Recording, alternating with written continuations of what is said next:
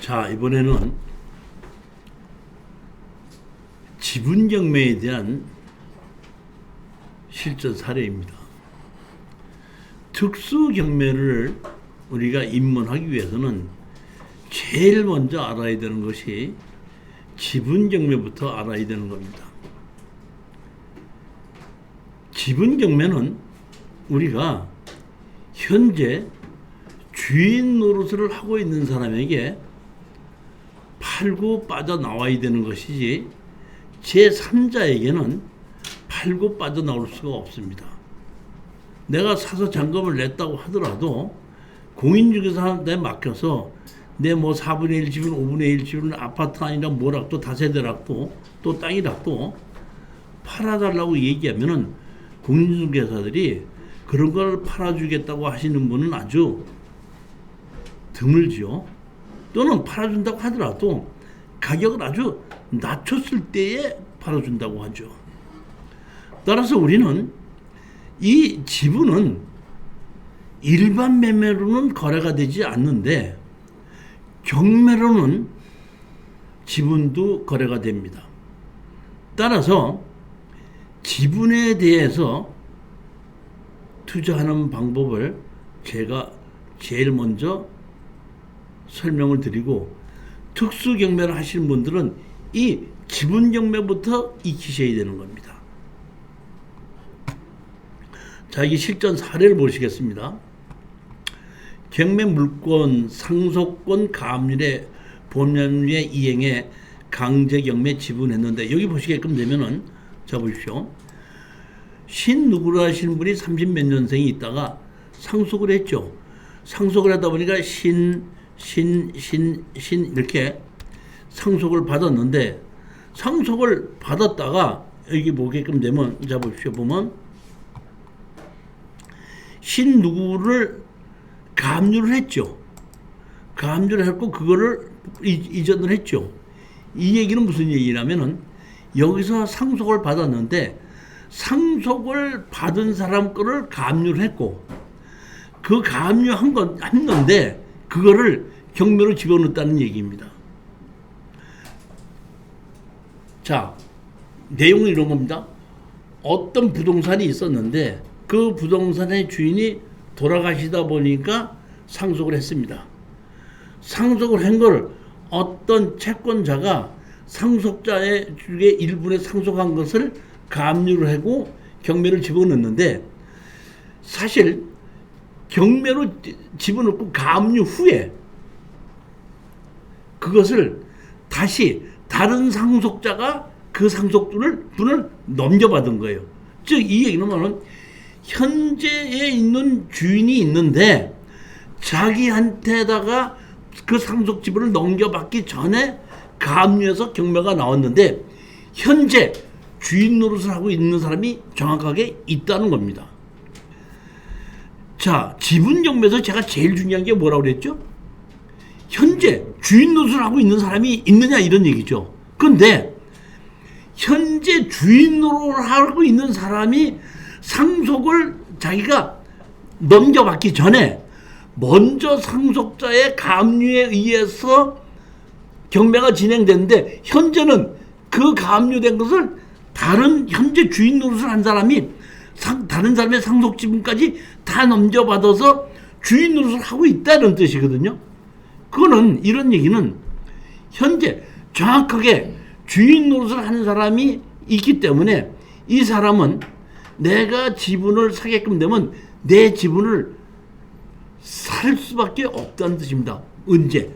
현재의 지분 주인 노릇을 그대로 계속하기 위해서는. 따라서 이러한 사람은 반드시 우리 지분으로 낙찰 받은 사람과 협상을 합니다. 협상을 하는데 협상 방법이 두 가지죠. 보면 낙찰을 받고 난 다음에 내 거를 다시 사가지고 가는 방법이 있고, 낙찰을 받기 전에 자기가 공여우선 매수로 가져갈 수도 있습니다. 근데 여기 보시면 먼저 사람에 의해서 가압류로 진행이 됐지만은 현재 주인이죠. 그러면 자기가 지분권자도 될 수 있지만은 채무자도 되죠. 그렇기 때문에 이런 경우에는 이 사람이 공정우선 매수를 가져갈 수가 없다는 뜻입니다. 그러면 할 수 있는 방법은 뭐해야 되냐면 강제 경매를 취하를 시켜버리면 옛날에 먼저 번 주인의 가압류로 진행된 건데 현재 주인이 바뀌었죠. 그러니까 먼저 번의 주인일 때 가압류를 취하를 시켜버리면 현재 주인은 바꿀 것도 없고 그대로 진행되다 보니까 이러한 상태 것은 제가 보면 취하될 확률이 아주 높다는 겁니다. 자, 한번 보시겠습니다. 여기 보시면 강제 경매로 나왔죠? 토지 건물 지분 매각으로 나왔는데 여기 보시게 되면 가압류에서 지분을 그런데 강제 경매가 얼마로 나왔죠? 여기 보면 1,300만 원이잖아요. 근데 지금 최저 가격은 얼마죠? 8,600만 원이죠. 그러면 이 사람으로서는 1,300만 원을 갚아버리게끔 되면은 아무 문제 없이 그 지분은 그대로 자기 이름으로 이미 돼 있는 겁니다. 예전에 있던 지분권자의 가압류가 됐고 현재는 주인 노릇을 그대로 하고 있는 건데 취하를 시켜버리면 등기 이전 할 것도 없고 뭐 할 것도 없고 취득록세 낼 것도 없고 현재 주인 노릇을 그대로 할 수 있다는 얘기이기 때문에 제가 봤을 때는 이것은 취하될 확률이 아주 99% 높은 겁니다. 그런데 여기서 임의경매는 잔금을 내기 전까지 채권자가 채무자가 채무를 갚아버리면 그 경매는 취소됩니다. 그런데 강제 경매인 경우에는 낙찰자가 없을 때에 채무자가 채무를 갚아버리면 취소가 되지만은 낙찰자가 있은 다음에 채무를 갖게끔 되면은 그때는 낙찰자의 동의서가 있어야 된다는 겁니다. 그렇기 때문에 제가 봤을 때는 이거는 취하될 확률이 거의 제가 보기엔 99%거든요. 그러다 보니까 1억 800에 떨어진 것이 8,600까지 떨어진 거를 제가 9,800에 낙찰을 받은 겁니다. 경매는 가격이 떨어져야 되고 제가 수시로 얘기하지만 질르면 안 된다고 그랬죠. 그런데 사실은 보면 제가 보면 질른 겁니다. 이 이유는 잔금을 낼 이유가 없기 때문에 잔금을 안 내도 된다고 했을 땐 질르는 거죠. 보면. 여기 둘이서 낙찰을 받았죠. 낙찰 2등이 된 사람은 취하 동의서를 쓸 수가 없고 1등이 된 사람만 취하 동의서를 쓸 수 있기 때문에 사실 이런 경우에는 가끔가다 이게 물건이 좋고 취하되는 것이 더 확실하다 할 때는 감정 가격을 쓰기도 합니다. 그렇게 해서 낙찰을 받았더니 아니나 달라 연락이 왔습니다. 연락이 와서 보면은 채무를 갚아서 취하를 시키려고 그랬더니 법원에서 취하 동의서를 받아오라고 했기 때문에 그 취하 낙찰을 받은 사람이 누구냐고 전화를 걸어서 알아봐 가지고 저한테 연락이 왔습니다. 왔길래 제가 취하 동의서를 받기 해주려면은 어느 정도 돈을 좀 주셔야 됩니다. 이렇게 얘기를 해가지고 그때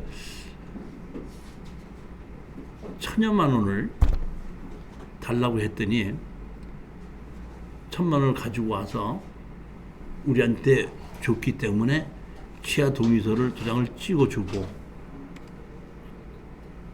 여기 보시게 되면 결국은 뭐가 됐죠? 취하됐죠. 취하 동의서로. 그러니까 우리가 이런 거를 지분경매에서 낙찰을 받아서 가장 좋은 것은 여기 취득록세 안 냈죠.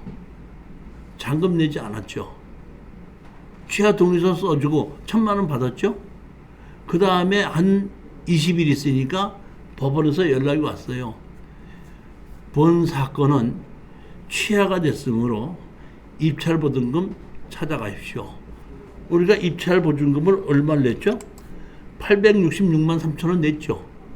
866만 3천 원 다시 찾아온 겁니다. 지분 경매에서 이것이 가장 기본이고 이거부터 할 줄 알아야 되는 겁니다. 취하를 시킬 수도 있고 그 사람이 지분권자가 공의적 우선 매수를 할 수도 있고 또는 내가 잔금을 안 내면 그 사람이 공의적 우선 매수로 가져갈 수 있게 할 수도 있고 이 여러 가지 방법이 있는데 이렇게 지분에 있어서 우리가 투자할 때는 제일 먼저 현재 주인 노릇을 한 사람이 누구냐 그리고 그 사람이 주인 노릇을 빼앗겼을 때에 경제적으로 타격이 얼마나 올 것인가 그러면 그 자기가 경제적인 것을 아끼기 위해서는 우리 낙찰자와 협상을 하는 것이 더 이득이다 할 때는 협상을 한다고 보는 거고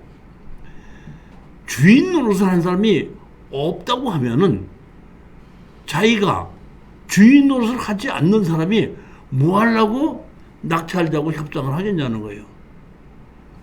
주인 노릇을 하는 사람이 없는 건물을 내가 낙찰을 받았을 때는 회수할 수 있는 방법은 다 팔아서 나누자고 해서 경매로 다시 파는 방법밖에 없습니다. 따라서 지분으로 낙찰을 받았는데 지분권자가 내 지분을 다시 사지 않는다고 하든지 또는 현재 주인 노릇을 하시는 분이 나 주인 노릇 포기할 테니까 다 팔자고 결론을 내리게 될 때는 낙찰자의 입장에서 보면 다 팔아서 나누자고 소송을 해서 판결문을 받아서 다시 경매를 집어넣어서 경매로 팔려서 배상을 받기까지는 근 2년이라는 시간이 걸리고 일반 매매로 하지 않고 판결문에 의해서 경매로 팔았기 때문에 낙찰 가격도 그다지 높을 수 없다는 겁니다. 따라서 소송에 대해서 지분으로 우리가 낙찰을 받을 때는 현재에 있는 주인 노릇을 하는 사람이 누구인가와 그 사람의 경제력을 정확하게 판단을 하고 난 다음에 입찰에 들어가야 되는 겁니다. 명심하시기 바랍니다. 자, 두 번째 사건을 보시겠습니다. 경매 물건 개요, 낙찰 후 잔금 전 취하. 이것도 보게끔 되면 뭐라 그랬죠? 2분의 1이죠. 2분의 1인데 여기 보시게끔 되면 자 보세요. 여기 보시면 지분권자 두 사람이 주소가 같으죠. 이렇게 이 주소 이 주소 같으죠. 그러면 이 사람과 이 사람은 침대를 같이 사용하시는 분으로서 경제 공동체이기 때문에 이 사람과 이 사람은 같은 주인 노릇을 다 같이 하는 사람이라고 보면 맞습니다. 자, 한번 보시겠습니다. 2021 타경 2835인데 2분의 1 지분 매각으로 되어 있죠. 그런데 여기 보시게끔 되면 근저당 설정이 있고 여기 보면 감유에서 얼마로 되어 있죠? 5,200만 원이죠. 그러면 여기에 계신 분들은 우리가 2분의 1 지분 매각이다 보니까 두 사람이 같이 거주를 하고 있는데 우리는 우리의 지분을 협상을 하지 않으면은 우리로서는 다 팔아서 나누자고 하게끔 되면 두 사람이 다 여기서 나가게끔 되겠죠. 이사를 가야 되겠죠. 보면은 그럴 때에 여기에 살고 계시는 분들이 여기 강제 경매가 있죠. 강제징금 얼마죠? 5,200만 원이죠. 5,200만 원을 갚아서 취하를 시킬 것이 더 유리할 것인지, 아니면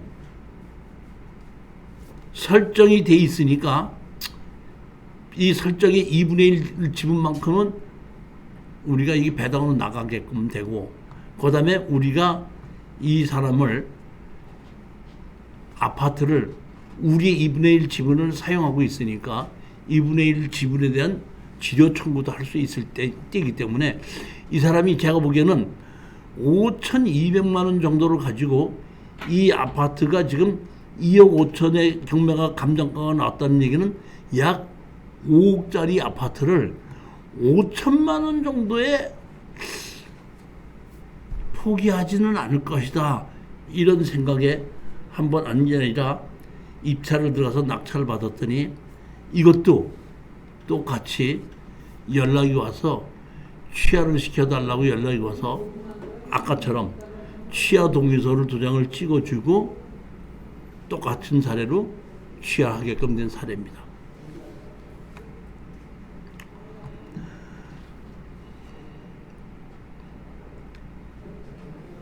이번에는 상속 후 사치 행위로 의한 강제 경매가 나왔죠. 자, 여기 보시게끔 되면 조 누구가 있고 오 누구가 있는데, 이 조 누구라는 분이 48년생인데 이분이 제가 보기에는 이분의 모친 같아요. 모친으로서 이것을 이 조 누구라는 분이 이 집에 전부 다를 주인 노릇을 여태까지 하고 있고 지금도 주인 노릇을 하고 있는데, 채권자가 이 사람에게 돈을 받을 게 있으니까 강제로 사행위 취소에 의해서 강제로 7분의 2만 상속을 시켜놓고, 이 상속을 시켜놓은 거에 대해서 강제 경매로 집어넣은 겁니다. 자, 보시게끔 되면 남양주시 와부읍에 1억 3,500이죠. 7분의 2가 여기 보시게끔 되면은 강제 경매로 해서 시켰기 때문에 이것도 취하가 하러 올 것이라고 생각하고 기다리고 있었더니 아닌 게 아니라 이것도 취하해달라고 와서 취하 동의서를 똑같이 찍어주고 잔금을 내지 않고 이것도 그냥 1,000여만 원을 그냥 받았던 그러한 사례입니다. 제가 취하 동의서를 받았던 사례만 서너 건을 여러분께 설명드리면은 다 이렇게 되는 것이다 이렇게 생각하실 수 있지만은 그렇지 않은 경우도 꽤 있을 수 있습니다. 반드시 이렇게 제가 보면 1억 3,500인데 1억 3,500은 신권으로 우리가 투자를 했죠. 신권으로 투자한 것도 취하가 된다 그러면 우리는 잔금 낼 필요가 없기 때문에 감정가 그대로 우리가 낙찰을 받아도 잔금 낼 일이 없을 때 한 데는 문제가 없을 수도 있는데, 요즘에 가끔 가다가 일반 매매로 매매를 하려다가 매매가 잘 안 되면은 강제 경매를 해서 500, 700만 원에 강제 경매로 일부러 집어넣으면은 이것도 취하시킬 거 아닌가 싶어갖고 덜컥 낙찰을 받았다가 그 사람 취하 동의서를 받으러 오지 않으면 잔금을 내지 않으면은 우리가 입찰을 보증금을 다 내야 되는 경우도 있습니다. 조심하셔야 된다는 얘기입니다. 물건 자체가 좋지 않을 때는 이렇게 100%씩 들어가는 거 아닙니다. 제가 여기서 100%씩 들어간 거는 아파트가 올라갈 때이기 때문에 한번 떨어지지 않아도 실질적으로 감정 가격보다 지금 더 올라가고 있기 때문에 100% 들어간 것이, 지금처럼 아파트 가격이 하락하고 있을 때 이 감정가로 들어가면 안 된다는 겁니다. 이 당시는 아파트 가격이 올라갈 때이기 때문에 여기에 감정가보다는 실질적으로 가격이 10%에서 15%가 더 올라가 있었기 때문에 실질적으로는 실제 가격보다 조금 떨어진 상태이기 때문에 그러면 1차에 한번 들어가 보기도 하자 이렇게 결정한 겁니다. 요즘처럼 아파트나 부동산 가격이 떨어질 때는 절대 이게 해서는 안 되는 일입니다.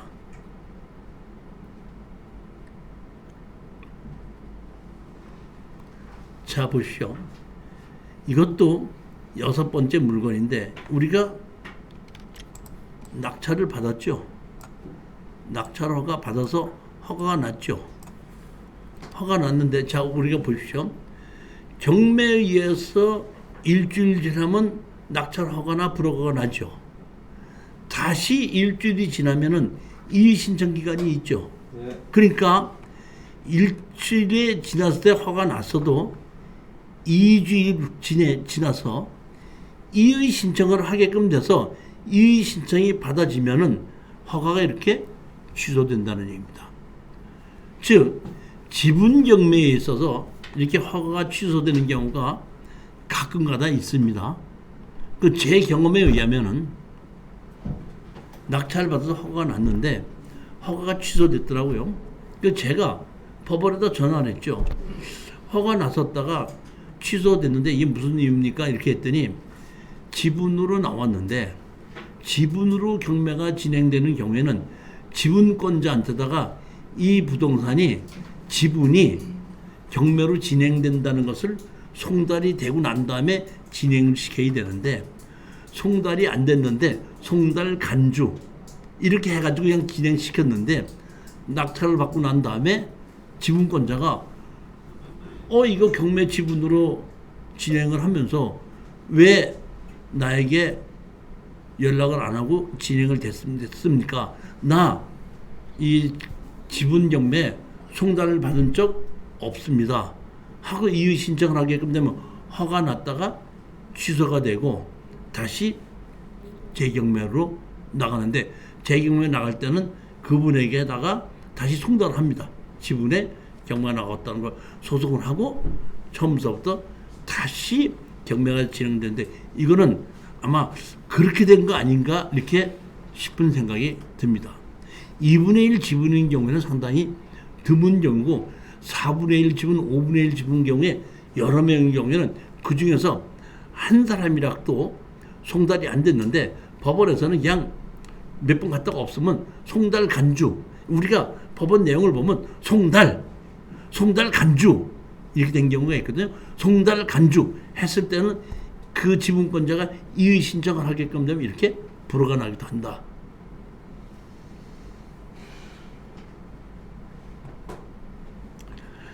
일곱 번째 경매 물건을 개요입니다. 서울특별시 마포구 연남동에 건물이 지분이 나온 겁니다.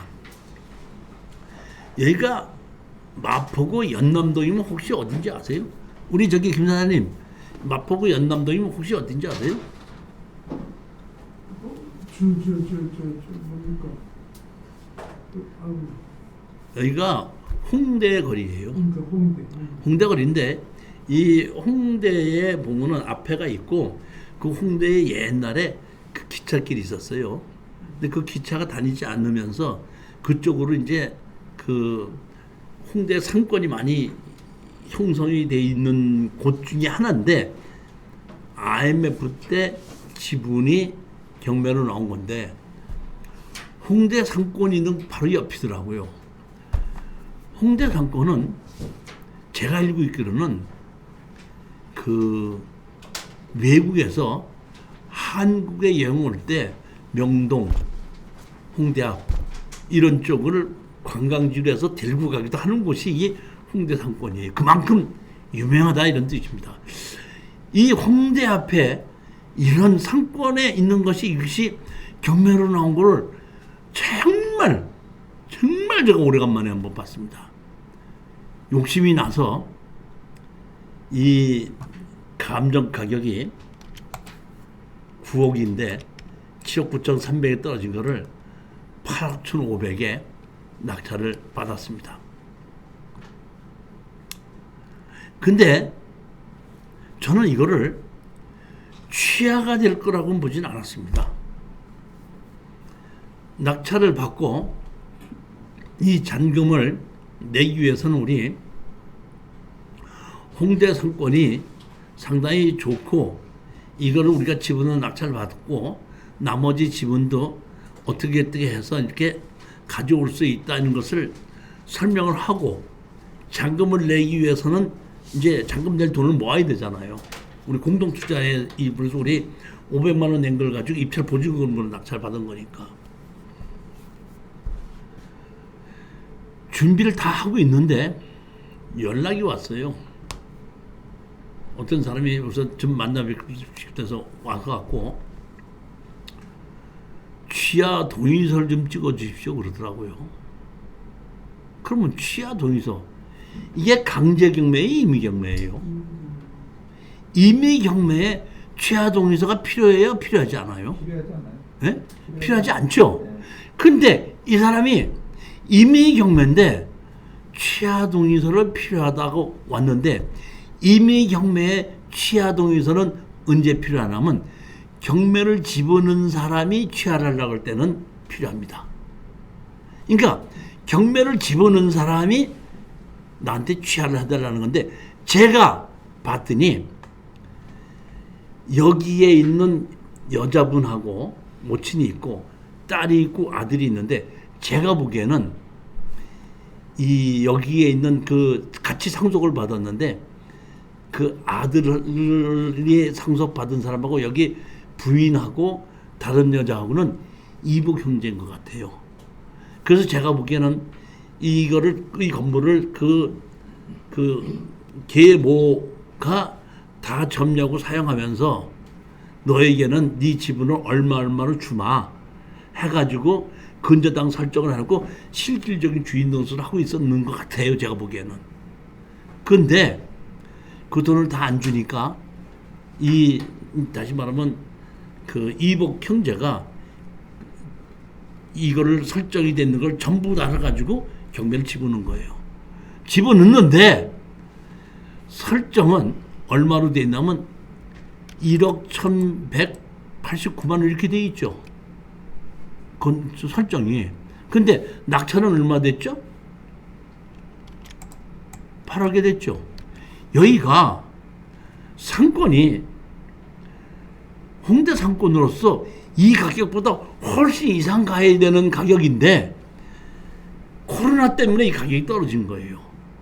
그러니까 나는 임의 경매인데 취하동의서를 해달라고 하길래 도대체 뭔가 했더니 와서 얘기를 하더라고요. 사실 제가 이거를 이렇게 경매를 집어넣으면은 자기가 와서 협상해서 돈 다 줄 줄 알았는데 않고 경매가 이렇게 낮게 낙찰되다 보니까 자기가 손해가 너무 많이 납니다. 자기가 경매를 집어넣은 사람입니다. 임의 경매는 경매를 집어넣은 사람이 취하를 시키기 위해서는 낙찰자한테 동의가 있어야 됩니다. 강제 경매는 채무자가 채무를 갚아가지고 취하시킬 때 낙찰자한테다가 동의서가 있어야 되는데 임의 경매는 경매를 집어넣은 채권자가 그거를 취하를 시키기 위해서는 낙찰자한테 동의를 받아야 되는 것이 임의 경매입니다. 그래서 제가 그 얘기를 듣고 그렇다 하면은 한 1,000만 원만 주신다 그러면은 제가 취하 동의서를 해드리겠습니다 했더니 자기가 교대 앞에 이렇게 해놨으니까 법무사한테 얘기해놨으니까 죄송하지만 같이 가서 거기서 도장 좀 하나 찍어주시겠습니까? 애길래 알았다. 그래서 제가 전철을 타고 교대 앞에 갔습니다. 가서 도장을 찍어주고 1,000만 원 달라 얘기했더니 잠깐만 기다리셔서 도장 찍은 거 보더니 근처에 가서 1,000만 원을 찾아오더라고요. 그래서 내가 도장 찍은 거를 법무사한테 주고 1,000만 원 받고 왔던 것이 이 사건입니다. 자, 강제 경매는 채무자가 낙찰 받은 다음에 채무자가 취하를 시키기 위해서는 낙찰자에게 취하 동의서를 받아야 됩니다. 임의 경매는 채권자가 자기 채권을 회수하기 위해서 경매를 집어넣는데 채권을 다 회수하지 못하고 너무 손해본다 할 때는 경매를 집어넣은 채권자가 취하를 시키려고 할 때는 낙찰자가 있을 때는 낙찰자한테다가 취하 동의서를 받아야 된다는 겁니다. 이해하셨죠? 근데 만약에 그 취하 동의서를 안 써주면 채권자한테 어떤 어려움이나 불편함? 아니 그렇지 않고 그러면 소송을 해서 어느 정도의 금액을 공탁을 시켜놓고 판결만 받으면 취하해줘요. 근데 1,000만 원 가치보다 그게 더 많이 들어. 아니 그러니까 그거는 얼마 정도 되는지는 그 가격에 따라서 이제 이게 변호사한테 맡기면 변호사가 이렇게 해서 이걸 취하시키려고 하는데 우리가 뭐 하겠습니다. 그러면 공탁금 얼마를 맡겨라.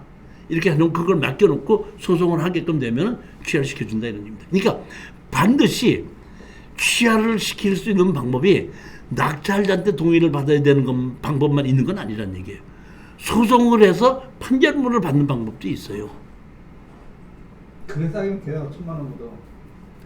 아니 내가 알고 있기로는 금액이 뭐 취하를 시키려고 하는 그 금액이 뭐 3천만 원, 4천만 원이다 그러면 거기에 금액이 작고 몇 뭐 억이다 이렇게 한 경우는 좀 많고 그런 걸로 알고 있지 얼마다 딱 나오지는 않은 걸로 제가 알고 있습니다. 증권이 끊어갖고 이게 철거 아니고 이렇게 취하는 거는 증권 끊기 때문에 공사 시켜야 되는 게 됐어. 1,000만 원. 그래도 그래도 많이는 못 부르고 한 2, 300 받거든요. 시간적 기간이 또 걸리고 그러니까 여기 보면 설정 계약에서 11억 얼마를 해갖고 자기네들이 그 증여 예약을 해놓은 거를 이쪽으로 넘겨주고 그 다음에 이렇게 근저당 설정을 해놨더라고요 보니까. 자 이것도 보십시오. 서울특별시 강동구 천호동 27-13에 토지 건물 2분의 1 지분 매각으로 나왔는데 이게 보면 자 보십시오. 2억 7,300이 1억 3,900까지 떨어져서 1억 7천에 낙찰을 받았죠. 51%까지 떨어진 겁니다. 근데 여기 보면 참 웃기더라고. 내가 보고 이거 보고 참 웃긴다고 생각했어요. 여기 보면 김나고 김누구죠. 근데 강제경매 결정했더니 김창누구죠. 그렇지 않습니까?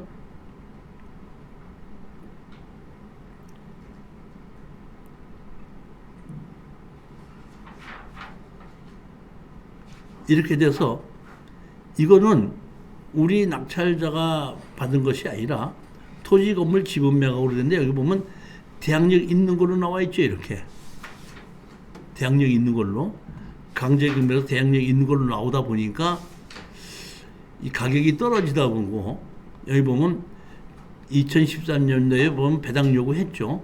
이것도 확정 일자를 두고 배당 요구를 해서 제가 생각하기에는 배당 요구를 해서 여기 보면 1억 3 청구를 1억 3천 했는데 여기 보시게끔 되면 1억 7천에 낙찰을 받았죠. 1억 7천 받았는데 배당 요구해서 5천하고 8천이면 1억 3천이 배당으로 나가죠. 배당으로 나가지 않습니까? 그러니까 이 경매를 신청한 사람 1억 7천에 하더라도 1억 3천이 배당으로 나간다 그러면 4천만 원 정도밖에 못 받아오죠. 그렇지 않습니까? 그러다 보니까 이 사람이 강제 경매를 집어넣다가 돈 받을 건 좀 많은데 안 되겠다 싶으니까 우리 낙찰받은 수강생한테다가 와서 내가 손해가 너무 많으니까 이걸 좀 취하를 시켜주십시오 해갖고 이분도 그때 1,000만 원을 받고 취하 동의서를 찍어줬어요. 이분이 오셔가지고 오늘 수강생님들 오늘 강의 끝나고 나면 전부 다 저하고 여기 식사하러 가시고 오늘 무조건 제가 식사를 비용을 다 내겠습니다 해갖고 한 8명, 9명이 이 앞에 그 왜 횟집에 가서 다 먹었어요. 그럼 내가 왜 그러냐 했더니 교수님이 신청하신 거 있지 않습니까? 그 주차해서 그랬잖아요. 그 낙찰 받았는데요. 그 취하해달라 해서 잔금 안 내고 그냥 현금 1,000만 원 받았는데 이거 그냥 내가 혼자 다 쓰게 뭐 했어요. 오늘 강의 들고 와서 우리 수강생들한테 한 잔 내는 걸로 해서 이거 오늘 그냥 1,000만 원 받은 거 갖고 한번 써는 겁니다. 이게 그랬던 사건입니다. 이게. 내가 앞에 가갖고 그러니까 수강생들 강의 끝나고 있는데 7명이 8명이 가서 같이 먹었는데 내가 물어봤어요. 아, 왜 오늘 갑자기 이렇게 하는 거였는데 사실 내가 이거 갖고 이렇게 낙찰 받는 겁니다. 그래서 1,000만 원 벌었습니다. 교수님께서 먼저 그 추천하시던 그거 해갖고 잔금 내지도 않고 벌었습니다. 이게 그런 사건인 겁니다. 하나 더 보시겠습니다. 여기 2분의 1 지분이 나왔습니다. 여기 보면 대지 90몇 번으로 토지 지분 매각으로 나왔죠. 근데 여기 보면 1억 3,400에 보면 우리가 미납을 했죠. 이게 어디죠? 제주도죠. 우리가 제주도에 있는 이 땅을 이렇게 해서 낙찰을 받았습니다. 사실은 낙찰을 받고 제가 우리 그 제주도에 있는 그 우리 여러 가지 물건을 좀 관리하고 있는 이사장님 계시지 않습니까? 이사장님한테 여기를 찾아가서 주인을 한번 좀 만나봐라 얘기했습니다. 잔금을 내기 전에. 주인을 만났더니 어떤 여자분이 거기서 살고 있는데 그 여자분이 뭐라고 얘기하시냐면은 자기 아들 좀 만나보고 가라고 얘기를 하더래요. 그러니까 거기 아들이 둘이 있었는데 아들 하나는 선원으로 해서 배 타고 갔다가 이 안에 집이 세 채가 있거든요. 그러니까 엄마가 한 집에서 살고 있고 또 한 그 아들은 경매로 나온 그 아들이 또 한 집에서 살고 있고 하나는 조카가 살고 있고 집이 세 개인데 하나씩 차지하고 같이 살고 있는데 그 아들 집으로 경매로 나온 겁니다. 아들 만나라고 그랬는데 그 아들이 아니라 다른 아들인데 그 아들 만나봤더니 우리가 그 외에 그 제주도에 있는 거를 낙찰을 받아서 대출을 받았거든요. 대출 받은 그 신협의 직원이더라고. 아들이. 먼저 어떻게 했으면 이렇게 만나서 이제 그 신협이 대출을 받았고 하니까 알고 우리 얘기했죠. 우리가 어느 정도만 주신다 그러면은 우리가 잔금을 안 낼 테니까 잔금 안 내면은 공유자가서 매수 신청해서 다시 받아가십시오.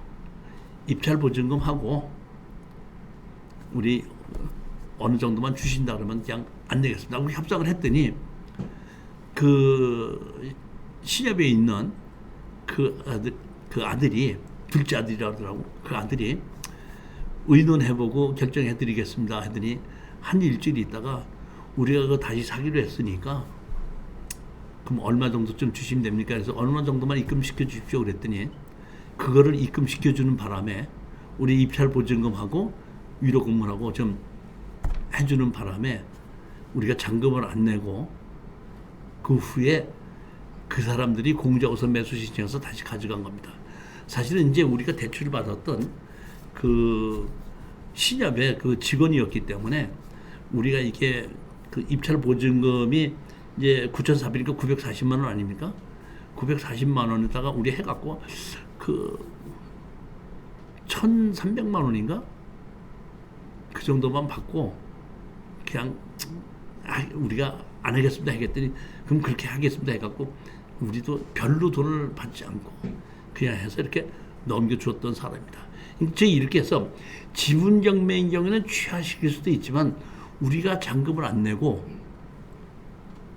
공정우선 매수를 해서 다시 가져가라 그러면 원래 우리 지분을 다시 살려고 그러면은 우리가 낙찰받고 잔금 내고 취등록세 내고 등기 이전 해야 되고 그 다음에 다시 그 사람한테 넘기려면 그 사람 다시 또 등기 이전 비용이 들어가고 그 사람도 다시 취등록세 내야 되고 그 다음에 우리한테다가 마진을 얼마 줘야 되고 우리는 마진이 적어도 또 양도소득세를 내야 되지 않습니까? 그러다 보니까 차라리 입찰 보증금을 물어주더라도 이렇게 하는 것이 더 쌀 수도 있고 우리가 미납을 했지 않습니까? 그럼 다시 재경매 나오죠. 재경매 나오면 이상하다고 싶어서 다른 사람 또 안 들어와요. 그래서 이런 경우에는 지분권자가 예를 들어 3명이잖아요. 그러니까 우리가 잔금을 안 내게끔 만들어 놓고 지분권자 한 사람이 서류상으로 공유자우선매수 신청하는 겁니다. 그러면 안 들어오죠. 안 들어오면 가격이 또 떨어지지 않습니까? 또 떨어지면은 또 한 20% 또 떨어지겠죠. 그럼 또 공유자우선매수 신청 또 한 사람이 있으니까 공유자우선매수 신청하는 겁니다. 그럼 또 안 떨어지면 또 떨어지고 맨 마지막에 가서 공유자가 그냥 공유자 우선 매수 신청해서 그렇게 가서 다시 말하면 가격을 떨어뜨려서 공유자가 다시 가져갈 수도 있다 이런 뜻입니다. 이런 경우에는 지금 공유자가 서너 명 되는 경우에 그렇게 될 수도 있다 이런 얘기입니다.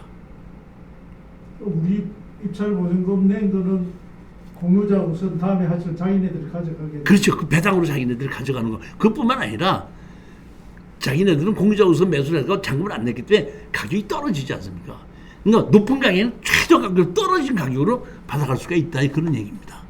그 다음에 서너 명의 경우에는 한 번 더 떨어졌을 때 또 한 번 떨어뜨리고도 가져갈 수 있다 그런 얘기죠. 그렇기 때문에 그러한 이렇게 지분 경매인 경우에는 잔금을 안 내고도 협상이 가능하다 이런 얘기입니다.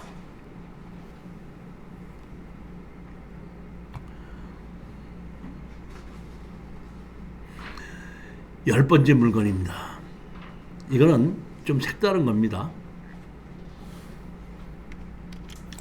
2022 타경 5348의 전남도의 가차리의 토지만 매각인데 이게 법정 상권이 없는 건물을 매각 제외해서 땅만 경매로 나온 겁니다. 자기네들이 이거를 입찰을 받든지 여기에 보면 강제 경매가 369만 원이죠. 그러니까 이 강제 경매를 한 거를 이거를 취하를 시키면 되겠죠. 그렇죠? 그러니까 우리 수강생 한 분이 이거를 낙찰을 받아서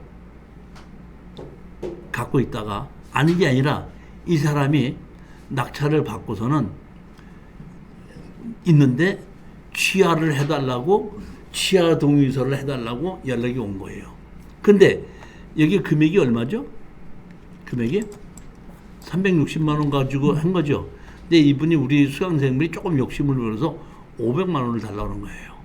그러니까 이 시골에서 360만 원 때문에 경매가 나오고 경매 물건 자체가 2천에 1,400밖에 안 되는 거를 취하동의서로 500만 원을 달라고 그러니까 이거를 안 줄 수도 없고 줄 수도 없고 고민을 했던 것 같아요. 그러니까 여기에 있는 사람이 법원에 가서 이거를 취하를 시켜달라 하다 보니까 강제경매이기 때문에 취하 동의서가 필요합니다. 근데 이걸 500만 원을 달라니까 어떻게 하면 좋겠느냐. 그러니까 제가 알고 있기로는 법원의 직원이 이 사람이 어렵게 산다는 걸 알고 이 사람을 도와주게끔 해서 가르쳐 준 것 같아요. 뭐라고 가르쳐 줬냐. 이 사람이 이렇게 얘기합니다. 내가 당신이 취하 동의서를 500만 원을 달래니까 내가 500만 원을 주긴 줘야 되겠는데 아직까지 내가 돈이 500만 원이 준비가 안 됐다. 그렇지만 500만 원을 달라고 그랬으니까 일단은 취하 금액으로 해서 50만 원을 먼저 보내고 나머지는 돈이 되는 대로 보낼 테니까 좀 그때 마저 돈 보내고 난 다음에 취하 동의서를 해달라. 이렇게 해서 우리 낙찰자를 속인 거예요. 그러다 보니까 잔금 날짜가 지났는데도 잔금 날짜 지나고 난 다음에 450만 원을 마저 보내겠다고 했거든요. 그러니까 이분이 잔금을 안 내고 450만 원 보낼 때까지 기다린 거예요. 기다리자마자 잔금 날짜가 지나자마자 바로 법원에서 강제로 취하시켜버린 겁니다. 그러니까 이분은 없어졌네요. 그러니까 취하시켰으니까 입찰 보증금은 돌려받지만은 500만 원 못 받은 거죠. 500만 원 안 주고도 그냥 취하시킨 거야. 왜? 잔금 날 때까지 잔금을 안 냈기 때문에. 보증금 날라가는 거 아니에요? 아, 보증금 취하됐으니까 보증금을 돌려주는 거죠. 50만 원 받았다며? 네? 50만 원 받았. 50만 원 또 받았죠.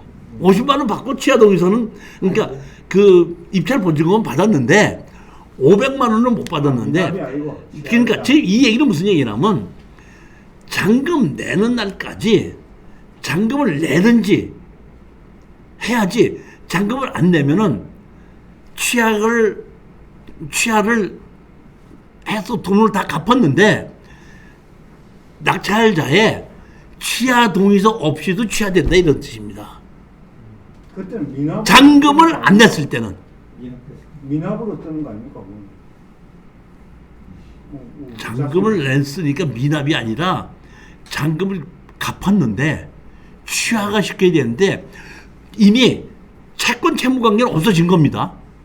다만 낙찰자한테 동의를 받아야 되는데 낙찰자의 동의를 받지 않았기 때문에 아직 취하를 못하고 있는데 낙찰자가 잔금 내는 날까지 잔금을 안 냈기 때문에 낙찰자의 동의 없이도 그냥 취하시킬 수 있다 이런 뜻입니다. 이해 가셨습니까? 네. 경매 취소가 되는 거예요. 그렇죠. 경매 취소가 된 거죠. 왜? 잔금을 안 냈기 때문에. 잔금을 안 냈고 잔금을 안 내는 그 사이에 이 채권 채무 관계는 해결을 했고.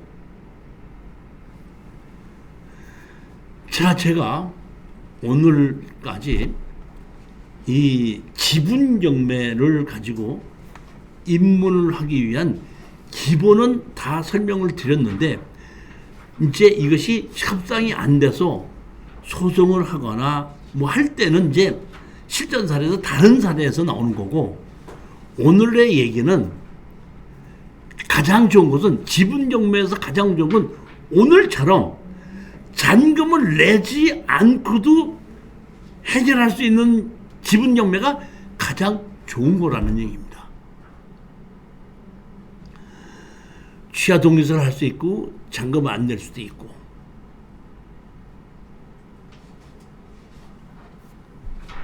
자, 오늘은 여기까지 강의를 하도록 하고 다음번에 또 다른 것을 가지고 이제 건물 매각 제외 지분으로 해서 협상이 안 돼서 소송을 했던 거, 지료 청구했던 거 이런 내용을 가지고 다시 또 설명을 드리도록 하겠습니다.